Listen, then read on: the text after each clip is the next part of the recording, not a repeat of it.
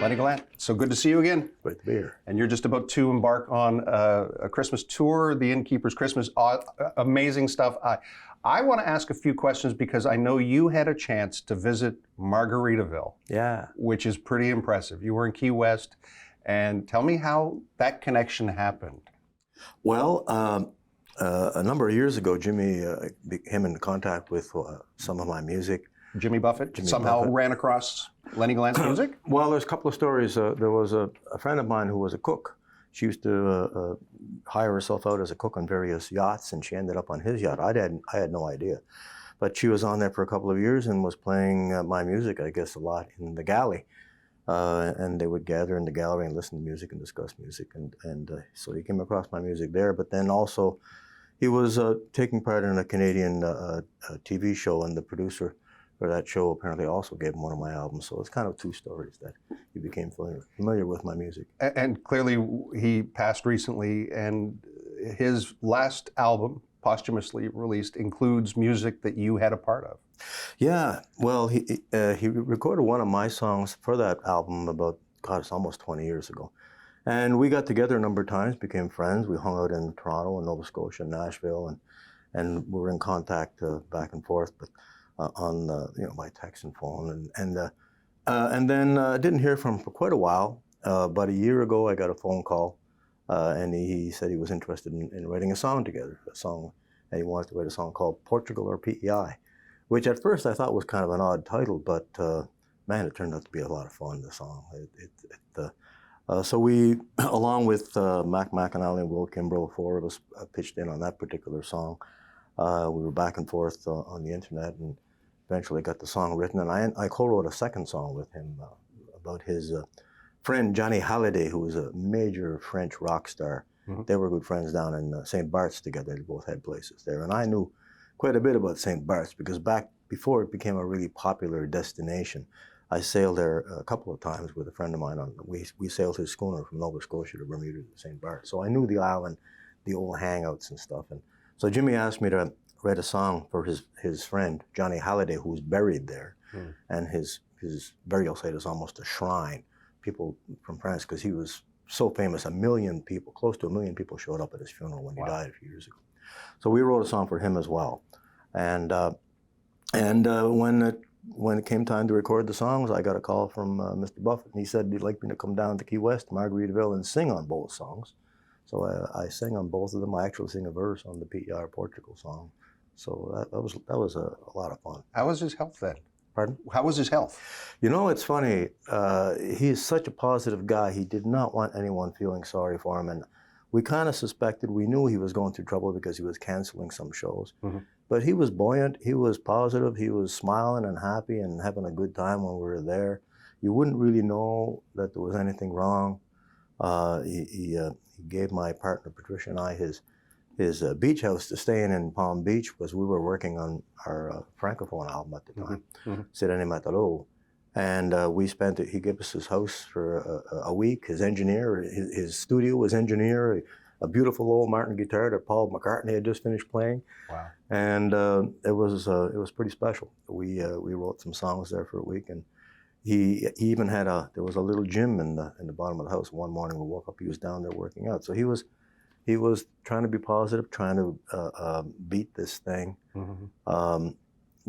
Even 8 days before he passed, we were texting back and forth because he really wanted to come and see PEI. He had been to Nova Scotia, and he's got roots in Newfoundland and Cape Breton. He had been there, but I don't think he had ever been to PEI, and he really wanted to come. And we kept setting up a tour. I was going to show him around PEI and take him and visit all these places that we had talked about in the song. And he knew some of my music. He knew about Peter's Dream, and I wanted to show him, mm-hmm. Where that song was born and things.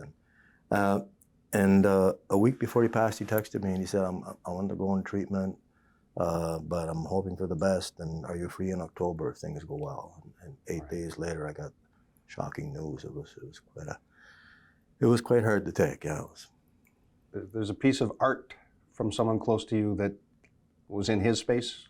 Well, on one of our video calls, he saw my sister's artwork in behind me on the wall, right? And he was very intrigued by it. And it was a piece of, it was a painting that I own, that my sister did, sort of a representation of Rustico Harbor, where the song Peter's Dream was born, and he really liked her work, so I gave him a print of it. And I was hoping to show him the actual place where that painting was born as well, you know. So he never made it, so I'm hoping to do just a little video tour of the places around PEI that are mentioned in the song, in the hope that maybe his spirit will come along for a ride. You mentioned a French album. You're working towards releasing an English album in the new year. Yeah. And I was a bit surprised when you said that you didn't grow up in a French-speaking community speaking French. No, I am Acadian heritage, and I come from a community that's primarily Acadian, but unfortunately it's very central PEI, and the language got lost around the time of my parents.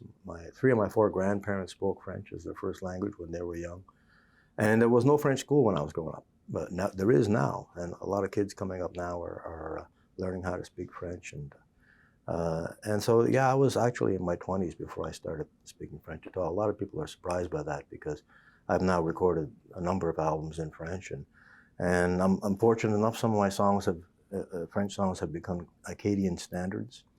I'm very proud of the fact that our francophone second album, Sheldon et MacLeod, is a duo I have with my partner Patricia. When we perform in French, we perform under that name, The Siren and the Sailor. And we just, strangely enough, we released that album on the very same day that Jimmy passed. Right. And Jimmy has a co-write on that album because the song we wrote for the iconic French star Johnny Hallyday, Jimmy encouraged us to do a French version of it, which we did and recorded on our French album. So he has a co-write on Sheldon et MacLeod. So, which are you, the siren or the sailor? I'm kidding. I think I that's a joke that she uses all the time. Okay. We share a sense of humor.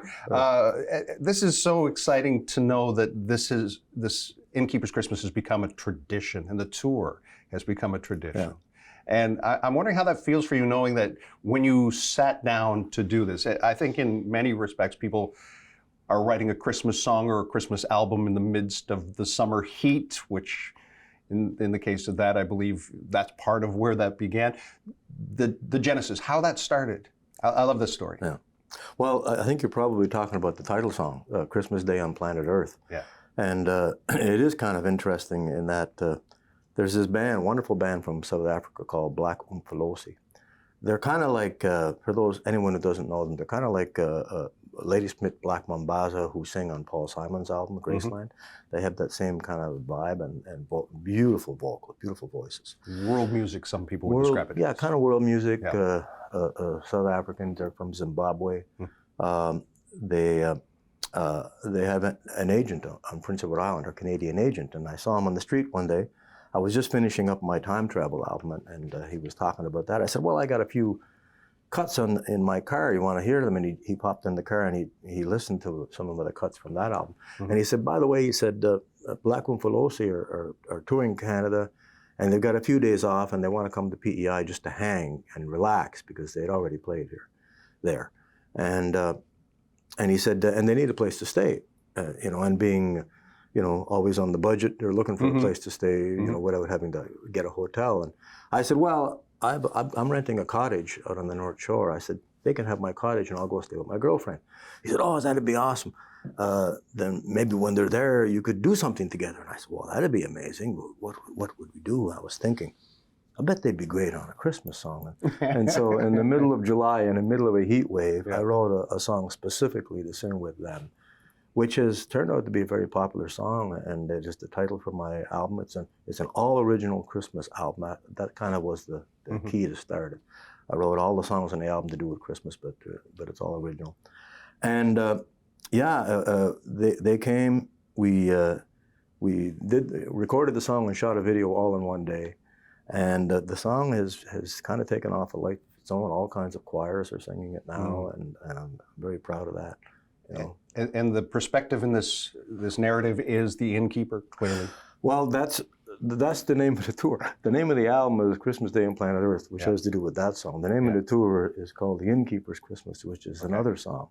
And that song does take the perspective of the innkeeper in the story, the nativity story of the innkeeper. And turning away the anointed couple in their hour of need, Right. and kind of tying it into what's going on in the world now, where so many people are in trouble and in need, and you know, are maybe just a little bit of the innkeeper in too many of us, you know. But it's a redemption story. The innkeeper comes around in the story, and it's a pretty cool song. That's also a song that's taken on a life of its own. They did it. A lot of choirs are doing that one, and the church in Charlottetown actually did a pageant with it, with 200 people involved on that song. So it's kind of cool when you write a little song in your kitchen, and then you hear about all of the repercussions from it. And on that song too, my sister did about 30 paintings for it, which we intend to put out as a book, and it should be out as a book by now, but it isn't yet. But we do use it on. We have a big screen. You put it on behind the. We have a screen behind us which showcases all of the paintings. And almost every song in the show has some kind of images happening, including one for a song I wrote, I Want to Waltz With You on Christmas Eve. And we ask people if they want to be on a part of our show to send in a 5 to 10 second video of them waltz, just an iPhone video of them waltzing, and then we put it up on the screen during the song. And it's a lot of fun because we've had people send in videos. We got kids, we got grandparents, we got people in wheelchairs. We have a woman dancing with her dog, and you know, or with your lover, or just a group of people. And it's been so much fun having all these people send in videos of themselves waltzing, and we're playing in front of it. That is so much. It speaks so much to that experience of being in a place where there's that exchange between the songwriters, the performers, and the audience, and it's in some ways you might even describe it as a bit of a religious experience. Did you grow up with religion in your life? Well, I was a Catholic when I was young. You know, I'm not really much of a church goer. I spend more time in churches nowadays when I'm performing, because a lot of churches have been converted into performance areas. So, but I like to think I try to be spiritual in my life, you know, somewhat. And but yeah. What do you think's at the end of this journey? Oh my God. I think that in the end we're just all trying to learn how to embrace love. You know, I think there's a real battle going on between darkness and light, and hopefully the light's gonna win out. You know, I believe it will in the end, but it's difficult times. I don't know if you heard, the Beatles have a song that they've just released, the last Beatles song ever, and the Beatles are all about love. I heard about it. I haven't heard the song yet. And to have a career that's 60-some years, you've been in the music industry since 1988. That's a long time ago. It's a long time ago. The time between that and now, if you look and go backwards, that would be the 50s. And did the music of the 50s resonate in any way? It's not really connected to what you do, but I'm just thinking the music that you grew up with and how that imprinted on you. Well, I wasn't around to listen to music of the 50s, but I did. But I was very much interested in music of the 60s, you know, with the Beatles and you know, a lot of stuff. I think what was beautiful about back then is that DJs had so much more autonomy, and they had the ability to discover music and play it. I like this, and I'm going to play it, and I'm going to introduce people to it. That doesn't happen much anymore. Now it's some big corporation that's deciding you can play this, but you can't play this. I mean, I've gone on radio stations and done interviews. I would talk to the guy for half an hour about my album, and then I would say, well, what song am I going to play? Oh, we can't play your song. Right. You just talked to me for half an hour, but you can't play my song. No, we're not allowed. It's the corporation that decides what we can play and what we can't play. That's crazy, you know. That I just think, you know, I'd like to get back to a situation where people could be moved by a piece of music and want to share it with someone else. That's really what music should be about, being able to share and not have somebody tell you, this is what you need to listen to. No, not that, this, you know. That's all the more reason to promote live performances. It gives people that immediate connection, and they can buy a copy on the way out the door. Yeah, it's nice when people still go out and buy a copy, because I think most people have no idea how hard it is for musicians right now. A friend of mine was just posted something online, you know, it takes for if 1 million people listen to your song, if you're an artist, if 1 million people listen to it, you make $3,000. So that's the streaming calculation. On streaming services. Now, on the other hand, you do want people to listen to your streaming because it's worse if they don't. Yes, absolutely. But it's really helpful if people do go to the concerts if they can pick up a copy because it helps the artists a lot because they're not making much from streaming music. Absolutely. And we talked a little bit about the beginnings and the middle and where we're at now and how this world is working towards perhaps putting up barricades for people in communication, the social media garbage that happens, but that personal connection. And I'm wondering where to next. I know the new album's coming out in sometime in the summer of 2024. That's the idea? The new English album. Right. The French one is out right now. Yeah. My new English album will be out hopefully before the summer. Right. And then a tour? Yeah. Still at it. Absolutely. Well, and you mentioned sailing. That's a passion of yours? Is that something you do much anymore? Not enough. No. I have a good friend who has a 47-foot schooner, Tom Gallant. A very, very, very distant relation. But we're kind of like brothers, even though we're as far related as two people can be and still bear the same name. Right. But I met him because I had heard him on the radio being interviewed by Peter Zowski, if you remember Peter Zowski. Oh, yeah. And he used to talk to him when he would sail his boat from Nova Scotia to Bermuda to the Caribbean.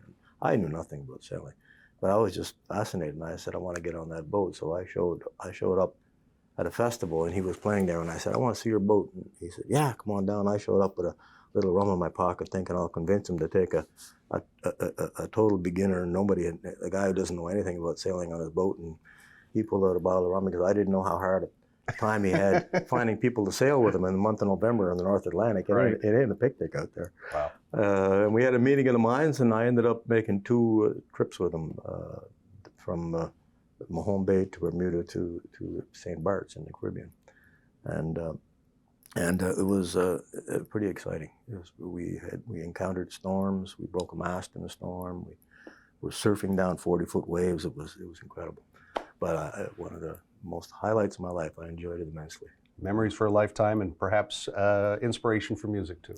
Got a few songs out of it. The universal language of music. Lennie Gallant, it's always a pleasure. Thank you so much. Thank you, the Innkeeper's Tour, people can just go to the website and find out where you'll be playing close to them throughout the month of November into December. So, LennieGallant.com. LennieGallant.com. Thank you, sir. Thank you, man.